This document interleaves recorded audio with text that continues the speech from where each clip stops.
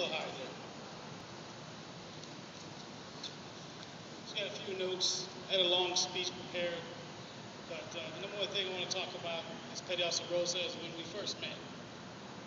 He and I actually didn't like each other. There was a big misunderstanding where he and I actually wanted to hurt each other a few times. It's totally my fault. I'm going to admit this because it's his day.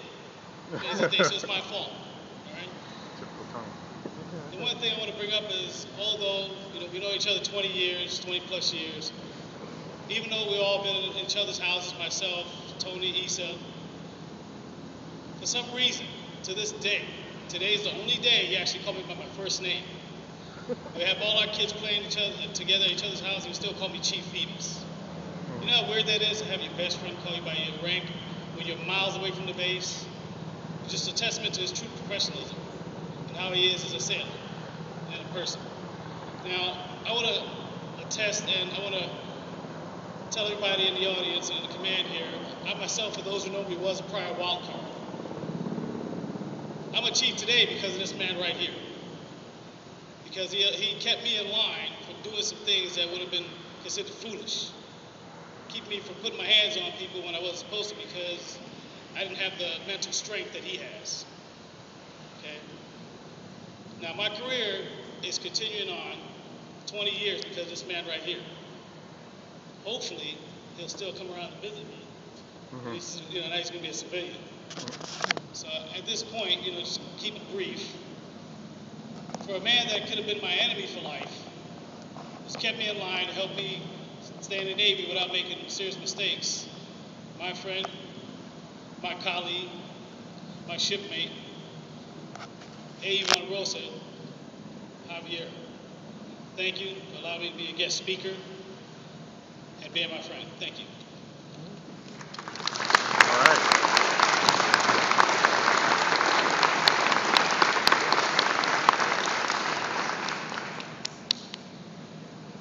Ladies and gentlemen, the Commanding Officer, Helicopter Sea Combat Squadron 2-3, Commander Alan Worthy.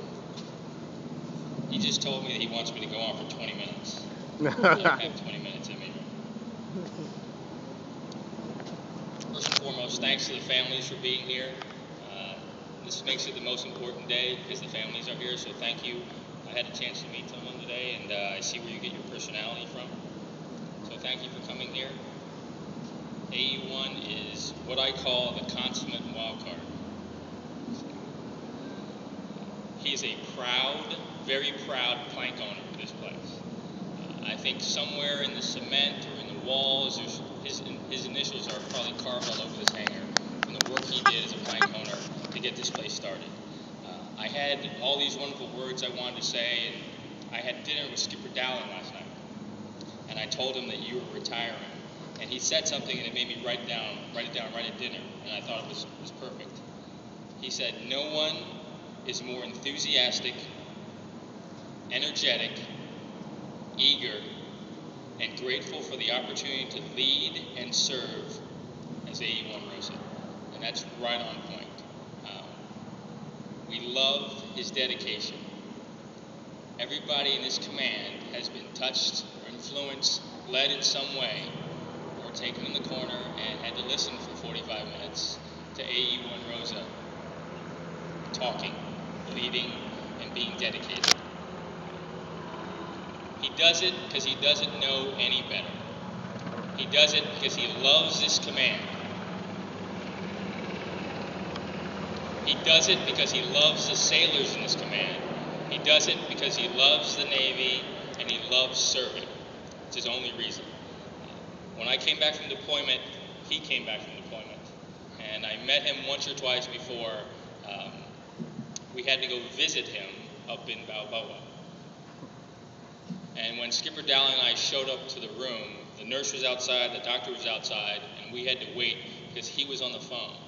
He was on the phone calling back to the shop, trying to make sure all the stuff that had to get done that day was getting done. He's laying up in the bed, and he's calling back about work. Skipper Dowling gave him a direct order that you were not allowed to show up to work or call back to work until you were out of the hospital and well. And I don't think you followed that. That's how how dedicated he is. We've been giving him a lot of grief this week about the ceremony. He's really nervous about the ceremony. When I came in this morning, one of the guys, civilian guys on the end, came up and I heard him talking to somebody. He said, "You guys having a change of command today?" I was like, "No, it's a retirement." We pull a helicopter out, we do the stage, we get the big flag, we get everybody out here. A lot of your fellow shipmates didn't want to wear blues today. A lot of them had to dig them out of the closets, but it doesn't matter because you deserve it. There's no doubt about it. You deserve every single piece of pomp and circumstance, every single ceremonial thing that we can do for you, you deserve because of what you've done in this command and what you've done in the United States Navy. You should be, when you walk in that door today, you should be very proud. Not just of what you've done here, but your entire career. You should be proud of the success that you've had leading people and being a United States Navy sailor. And more importantly, as always, being a wild card. Your family, you guys, when you walk out that door today, should be just as proud. Because he doesn't get here without your support. The sacrifices that he's made, you have made. Those sailors who try to do this alone fail. The ones that have support of their family and friends get retirement ceremonies and they succeed. So you should be very proud of what he's done. Now, kids, you guys, if you don't listen to anything I say today, just listen to this 12 seconds. Okay? On behalf of the Navy, we will never, ever, ever deploy your dad again. All right.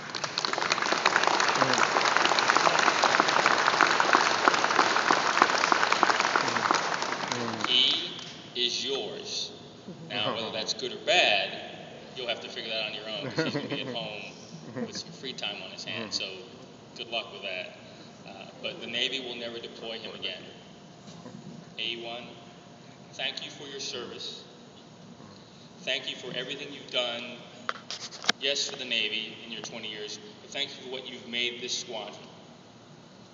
Don't think it doesn't go unnoticed. The wild cards are better because of you. The wild cards are going to get a little bit worse because of you, but we're going to ramp right back up because of what you've done and the people you've trained to come in behind you. We will miss you. Somehow, I think you will show back up here at some point in time, probably more than once. There's no doubt about that. Remember that once a while, no matter what you did in your career, and I look through here and you see VS and all these other commands, those are all irrelevant. Not really, but once a wild card, always a wild card. Thank you for everything you've done, and wild cards never fold.